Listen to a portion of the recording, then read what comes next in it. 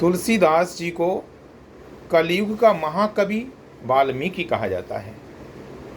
वास्तव में रामचरितमानस वैदिक वाङ्मय की बड़ी अद्भुत रचना है।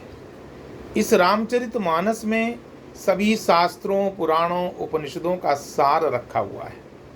जैसे एक जगह पर सुंदरकांड में आता है, जिस समय हनुमंतलाल जी लंकापुरी जा रहे थे, उस समय उनको लंका में प्रवेश करते समय लंकिनी नाम की निश्चरी मिली और उसने कहा, जबकि हनुमंतलाल जी सूक्ष्माति सूक्ष्म शरीर धारण करके जा रहे थे और इतना सूक्ष्म शरीर धारण करके जा रहे हैं लंकापुरी के अंदर, गोस्वामी तुलसीदास जी लिखते हैं कि मसक समान रूप कपिधरी लंका ही चलेउ सुमिर नर हरि।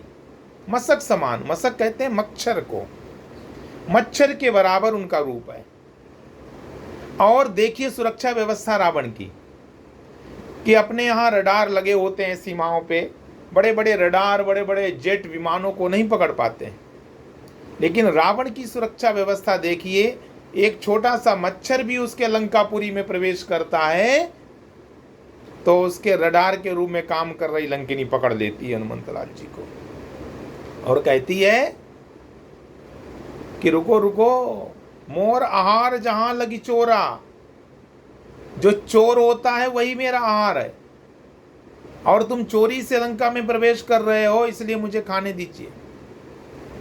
हनुमंतलाल जी ने कहा कि दुनिया का सबसे बड़ा जो चोर है रावण, जो मां जानकी को छद्म वेश धारण करके चुरा लाया है और उस चोर की तो ये सुरक्षा कर रही है और हमको चोर बता रही है, जो हम जानकी मां की खोज करने के लिए आए हैं।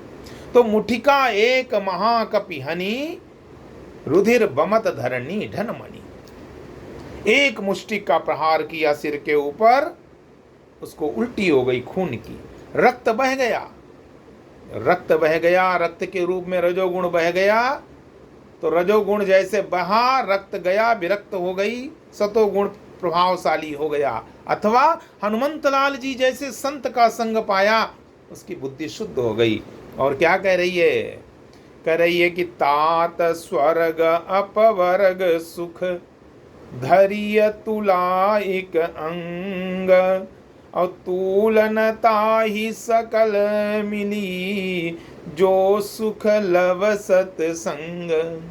बोले एक पलड़े पर अगर सातों स्वर्ग रख दिए जाएं, पांचों मोक्ष रख दिए जाएं, 7 स्वर्ग होते हैं, 5 मोक्ष होते हैं, एक पलड़े पर रख दिए जाएं और एक पलड़े पर लब मात्र का सत्संग रख दिया जाए, जो सुख लव सत्संग।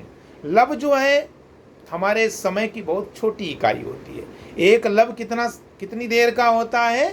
3 बार, 3 निमेष का एक लब होता है।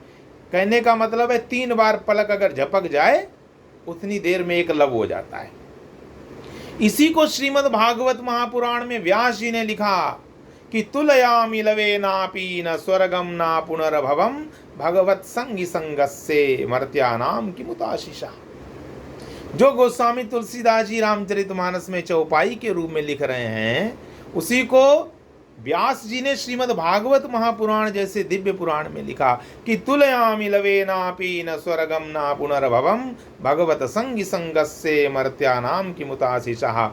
और यहाँ पर तुलसीदास जी क्या लिख रहे हैं कि तात स्वर्ग अपवर्ग सुख धरिय तुला एक अंग तूलनता ही सकल मिली जो सुख लव सत्संग। इसलिए गोस्वामी तुलसीदास जी की रचना बड़ी अद्भुत है। ग्रामीण भाषा में, देशी भाषा में, हिंदी भाषा में लिखी है। ग्रामीण हिंदी भाषा में लिखी है, अवध प्रांत और ब्रज प्रांत का मिश्रण है, ताकि सभी लोगों के लिए ग्राह्य हो जाए, सभी लोग इस रामचरितमानस को पढ़ कर के समझ सकें। चाहे कोई पढ़ा लिखा हो, चाहे कोई बगैर पढ़ा लिखा हो, सभी लोगों की भाषा बन गई है ये रामचरितमानस। गांव के बगैर पढ़े लिखे लोग भी बोलते हैं बातों बातों में, अरे पता नहीं कब पानी बरसेगा। और गोस्वामी तुलसीदास जी की अरदाली दोहराते हुए कहते हैं कि का बरसा जब कृषि सुखानी। वाणी बन गई है। लोगों को कहावत अगर कहनी होती है तो तुलसीदास जी की चौपाइयों के द्वारा उस कहावत को, उस मसले को बोलते हैं। मातृभक्ति अगर सीखनी है तो कैसे प्रभु श्री राम ने अपने माँ की आज्ञा का पालन किया, माँ की सेवा की, रामचरितमानस से सीखिए। कैसे अगर पितृभक्ति के बारे में सीखना है तो कैसे प्रभु श्री राम जी ने अपने पिता की आज्ञा का पालन किया, पिता की सेवा की, वो आप रामचरितमानस से सीखिए।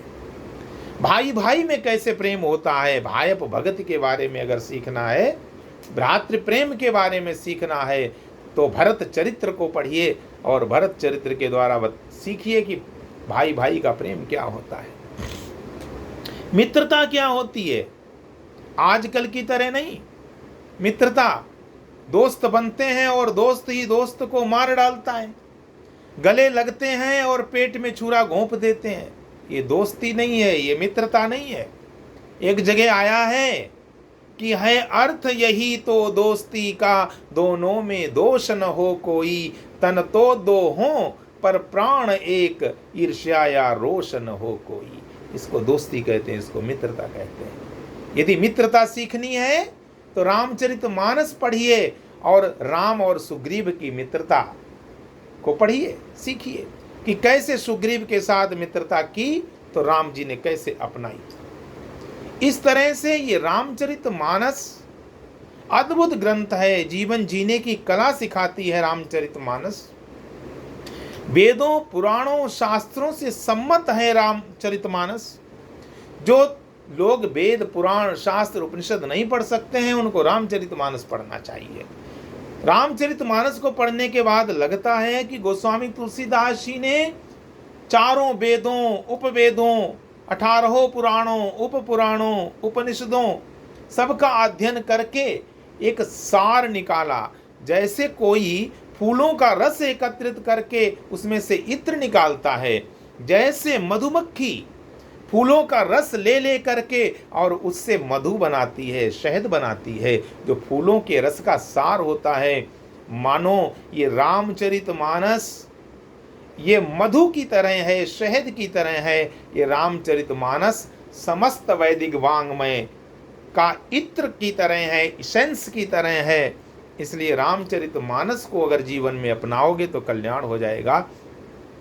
इसीलिए कहा गया है कि वेद मत सोधि सोधि सोधि के पुराण सवै, संतयो असंतन को भेद को बताव तो कपटी कुराही कूर कली के कुचाली जीव, और कौन राम नाम हु की चर्चा चलाव तो भारी भव सागर उतार तो कपन पार, भावी भव सागर उतार तो कवन पार, जो पया रामायण तुलसी न गावतो, जो पया रामायण तुलसी न गावतो।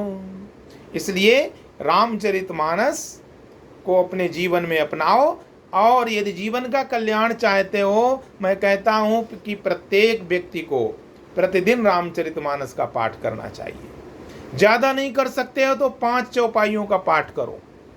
रामचरितमानस की चौपाइयाँ साबर मंत्र के समान हैं।